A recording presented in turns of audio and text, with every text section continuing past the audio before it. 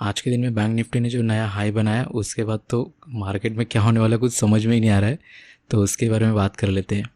तो सबसे पहले तो ना फिबोनाची को एक बार ट्राई करते हैं कि फिबोनाची में क्या क्या चीज़ें दिखाई पड़ रही है। तो फिबोनाची अगर मैं डेली बेसिस पे नहीं, फिबोनाची मुझे 45 एक घंटे पे लगा लेते हैं।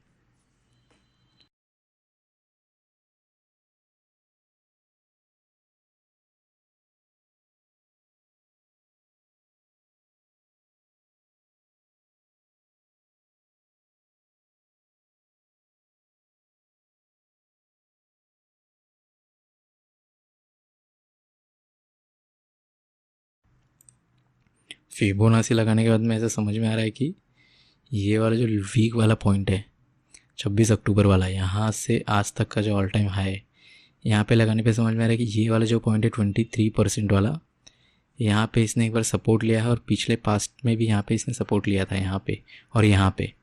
ये सपोर्ट लेने के बाद में इसने 100% का लेवल फिर से टच किया है। अब यहाँ के आने के बाद में प्रोडिक्शन करना बहुत ही मुश्किल है कि क्या हो सकता है आगे जाके। तो फिबोनाची पे ये तो चीज़ें समझ में आ रही है कि यहाँ पे इसने सपोर्ट लिया तो और ऊपर जाने के चांसेस बढ़ सकते हैं, बट फिलहाल उस पर कुछ कमेंट नहीं कर सकता मैं भी, क्योंकि हमारे पास में बैकएंड में कोई डेटा बचा ही नहीं है। तो ये वाली इसने जो आज के दिन ऑल टाइम हाई बनाया है, इसमें कुछ लेवल्स निकल सकते हैं क्या, उसको एक बार ट्राई करते हैं। तो इसको मैं थोड़ा सा एडजस्ट कर लेता हूँ। हाँ, अब यहाँ से अगर मैंने कोई लेवल ड्रॉ किया,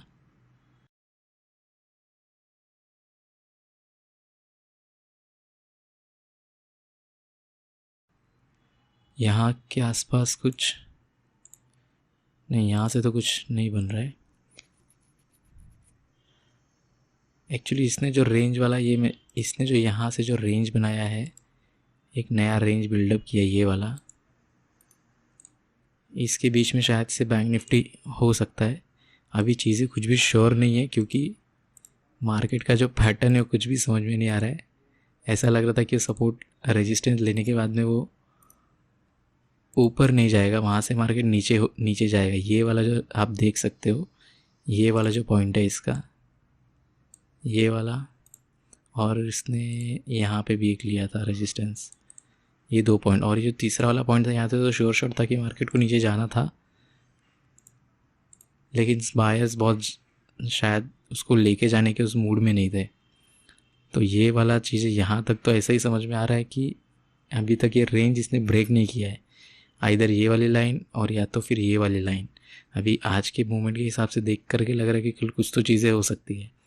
अगर इसको क्रॉस करके नहीं गया तो कुछ मे बी, अगर उसने साइडवेज हो गया, सपोज़ मार्केट अगर साइडवेज भी हो जाता है, यहाँ पे अगर साइडवेज भी हो जाता है और फिर जाता है तो फिर जाने का चांसेस थोड़ा बढ़ जाएगा। बट अभी वो भी मैं श्योरिटी से कुछ नहीं बोल सकता, या फिर आई थिंक कोई भी नहीं बता सकता कि क्या क्या चीज़ें हो सकती है। अनप्रिडिक्ट है। इलेक्शंस तो अभी नेक्स्ट ईयर है, नेक्स्ट ईयर आने में भी ज़्यादा दिन नहीं है। ये चीज़ें होने के बाद मुझे और एक चीज़ें समझ में आई, मैं आपके साथ शेयर करना चाहता हूँ। वो इसको ना एक बार वीकली टाइम फ्रेम पर मैं आपको लगा के दिखाता हूँ। मुझे एक पैटर्न समझ में आ रहा है। अगर 1 वीक के टाइम फ्रेम पे जाते हैं हम लोग,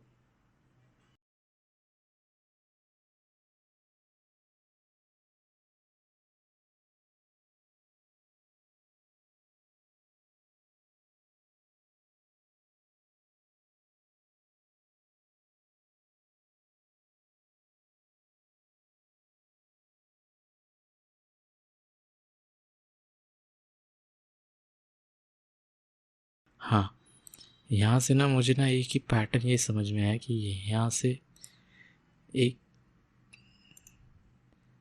एक ये वाली लाइन और एक ये वाली लाइन, ये थोड़ा सा ऊपर हो सकती है, और ये कुछ तो एक वेज काइंड ऑफ एक पैटर्न बना है। अभी वेज पैटर्न जो होता है, ये अपर वेज है। अभी मार्केट इतना ऊपर जाने के अंदर क्या मूवमेंट ले सकता है कुछ बोल नहीं सकते, क्योंकि इसने कोविड के बाद से जो इसने नैरो अपवर्ड डायरेक्शन दिखाया है, इसका जो भी ये वाला जो पोर्शन है ना, आप देख सकते हो यहाँ से मार्केट नीचे जा रहा है, फिर ऊपर जा रहा है, अपर सीलिंग को टच कर रहा है, फिर मिडल को टच करके फिर अपर को जाके फिर लोअर पे जा रहा है, फिर अपर फिर लोअर है। मतलब ये जैसे जैसे आगे जा रहा है वैसे वैसे इसका जो शेप है ना, इसका जो मुंह है ना, वो बहुत नैरो होते जा रहा है। अब नैरो होने के बाद में यहाँ पे क्या मोमेंट होने वाला है उसका कुछ आइडिया नहीं है, और वो चीज़ें समझ में भी नहीं आ रही कि आइदर मार्केट ये नैरो तोड़ करके यहाँ पे कुछ साइडवेज होके और फिर सीधे ये वाले डायरेक्शन में जाएगा, या ये नैरो को तोड़ते वो कंटिन्यू करेगा मूव अपना। तो वो चीज़ें भी क्लियर नहीं है, और उसका तो कुछ मुझे बहुत डाउटफुल लग रहा है कि मैं इसके बारे में कुछ बोल पाऊँगा। लेट्स सी, देखते क्या होता है। इसका रिवर्सल में आपको एक और चीज़ दिखाना चाहता हूँ कि जो वेज पैटर्न है,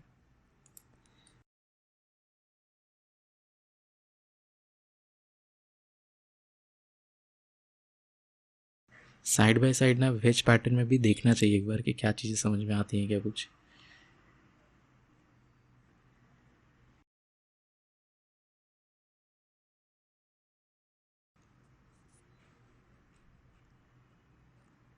ये वाला जो वेज पैटर्न है, मोस्टली वेज पैटर्न में चीज़ें ऊपर से जाने के बाद में फिर साइडवेज होके जैसे जैसे उसका जो ऊपर वाला जो मुंह है वो नीचे होते जाता है। अब यहाँ पे आप देख सकते हो कि कैसे ये वाली चीज़ें इससे कोरिलेट कर रही है।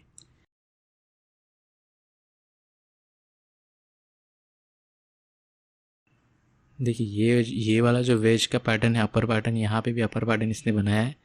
यहाँ से लोअर वाला जैसे जैसे ये पॉइंट्स को टच कर रहा है वैसे वैसे उसका जो साइज़ है वो नैरो होते जा रहा है। यहाँ भी चीज़ें वैसे ही हो रही है। यहाँ से जाने के बाद वो ऐसे जा रहा है, फिर ऐसे फिर ऐसे फिर ऐसे, यहाँ पे जाने के बाद फिर वो नैरो हो रहा है। खाली यहाँ पे क्या हो रहा है, हमारी वाली जो लाइन है वो ऐसे और ऐसे है, बट ये वाले केस में ये वाला जो लाइन है वो कुछ ऐसा है। सॉरी, यहाँ पे ये चीज़ें चलेंगी नहीं शायद।